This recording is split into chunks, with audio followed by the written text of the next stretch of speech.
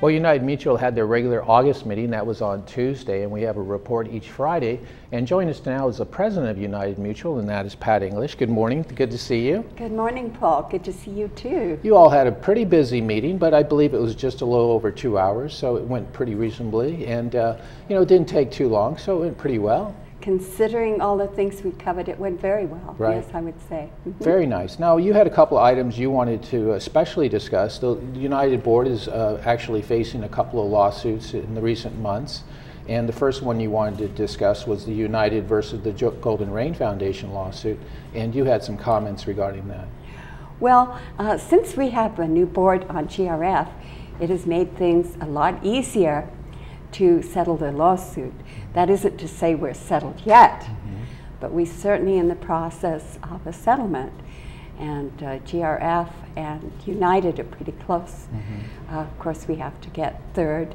And the towers, we don't expect the towers will be much of a problem. Right.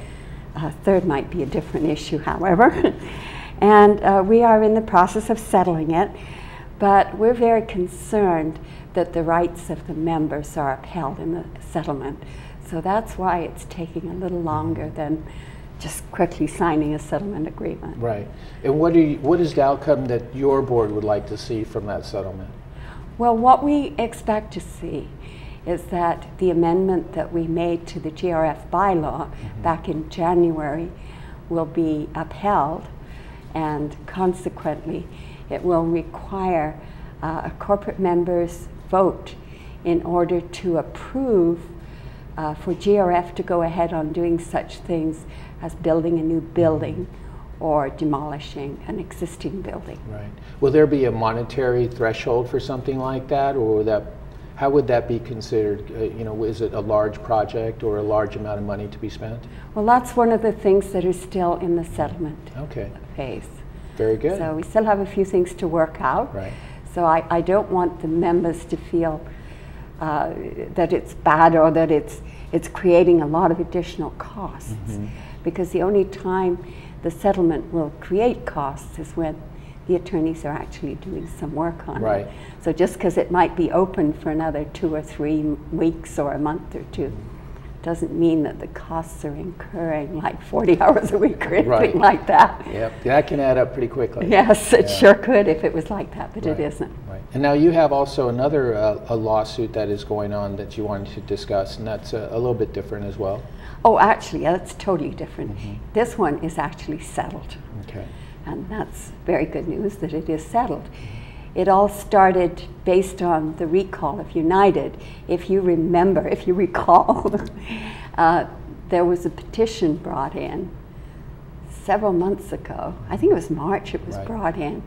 And the petition was to recall all of the United board members. So, of course, we had to defend ourselves and our position. And on top of that, we were required then to go out for a vote of the people.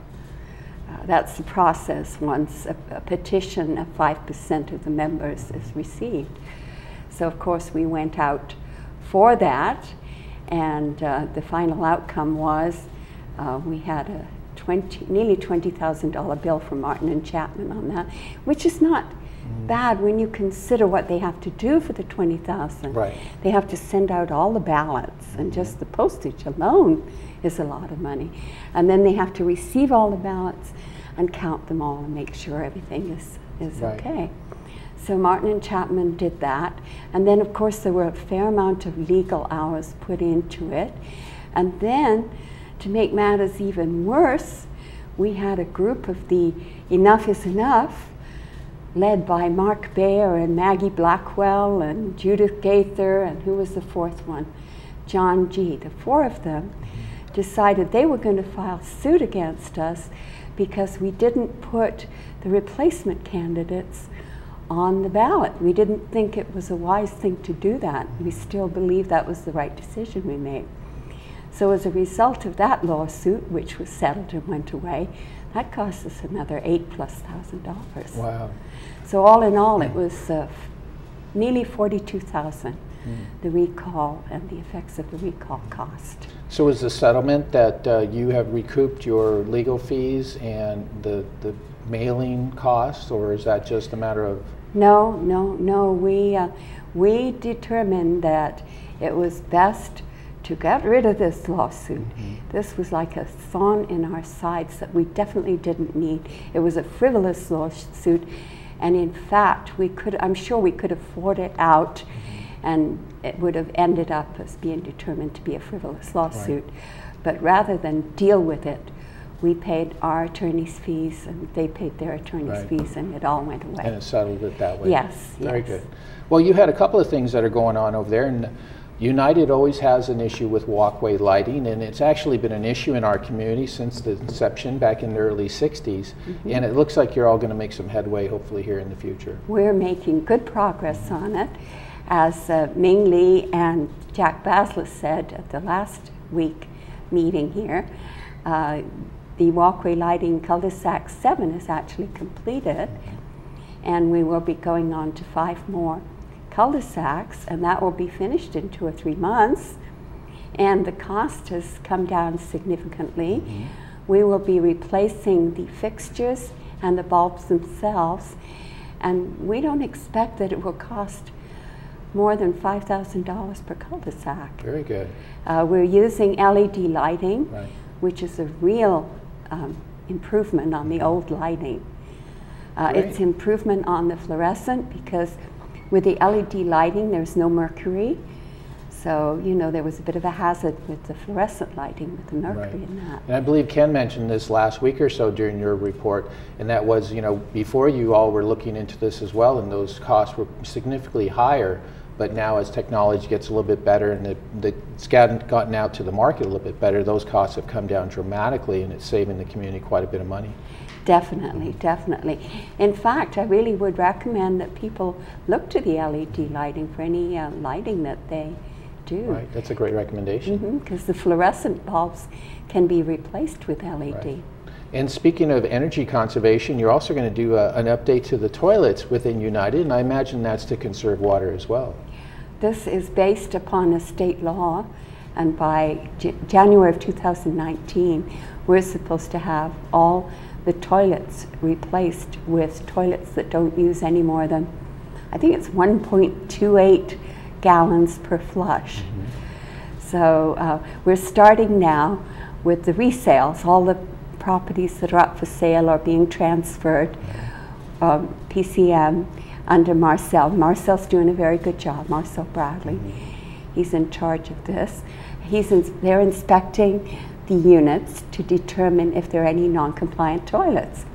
Well, this last month he made quite a good progress. They inspected 50 of the units, and out of the 50 units, they only identified 5 units as having 9 non-compliant toilets. Right. So this was a great surprise to us. Assuming that that percentage held out, our costs will be significantly lower than we expected. Very good.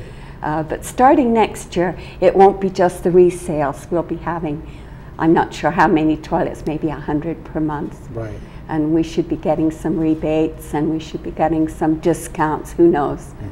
But And we'll speaking of resales, actually your resales value of property has gone up dramatically, just as a lot of property has here in Orange County. So that's a good sign for your mutual.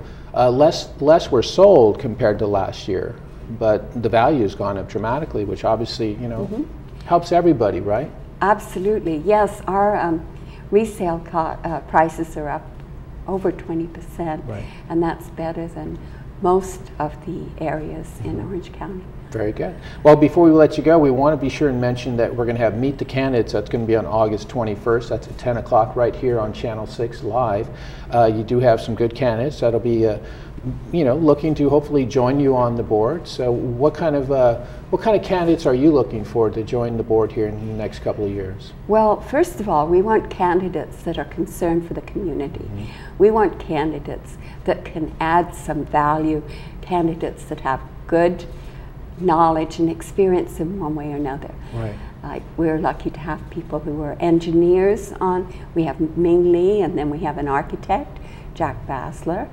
myself, I'm an accountant, and sometimes I get to wear both hats, you know. Yeah.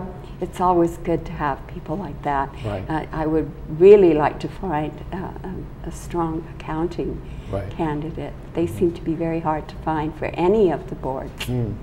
Yeah, that's probably true, and that would be very helpful for all the boards, like you said. But doesn't mean that anybody that maybe didn't have professional experience, but like you said, someone that is very involved with the committee process and very involved with the community is welcome to put their name in the hat and see what happens and be a part of this process. Absolutely. And let me remind everybody right now that today at 5 o'clock is the deadline for putting their name in the hat. So we need to get to, if you have not considered that yet, and now you are considering it, we do want you to get to the second floor, I believe, and see the general manager's office. They will have, I believe, an application, and then I believe a short statement that they could include, and then be a part of this meeting. That's going to be on August 21st at 10 o'clock in the morning. And then we will repeat that once again at 6 o'clock that same evening. That's Meet the Candidates for United Laguna Hills Mutual. Well, do you have anything else to add before we let you go? No, I think we've covered quite a bit of territory this morning. Well, very good to see you, and enjoy your weekend right here in Laguna Woods Village. Same to you, Paul. Thank you very much. We'll be back in just a moment.